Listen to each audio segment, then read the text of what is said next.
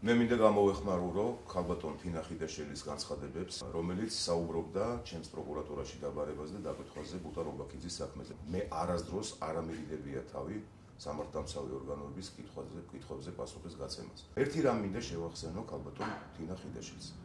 ყოველდღე ღაღადებენ ამ ქვეყანაში თითქოს და სამართლიანობის აღდგენას. და ის ჩემთან დაკავშირებით პარლამენტში ეპატიჟება და კითხვები უნდა დაუსვას საქართველოს შინაგან საქმეთა მინისტრს და იუსტიციის მინისტრს.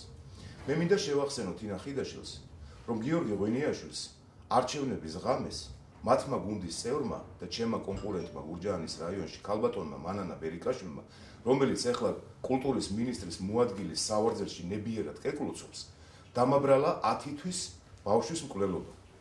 და ამ ადამიანს ერთხელ არ გასჩენია ოდნავი სურვილი იმისი, რომ რაიმე ფორმით ამაზე სინანული გამოეთქვას.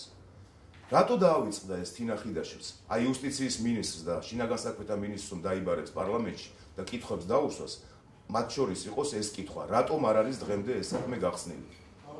რატომ არ არის ეს საქმე დღემდე გახსნილი? რატო არ გამოიძია მიუხედავად არაერთი შეპირებისა შინაგან საქმეთა სამინისტრომ ეს საქმე და თუნდაც პროკურატურა?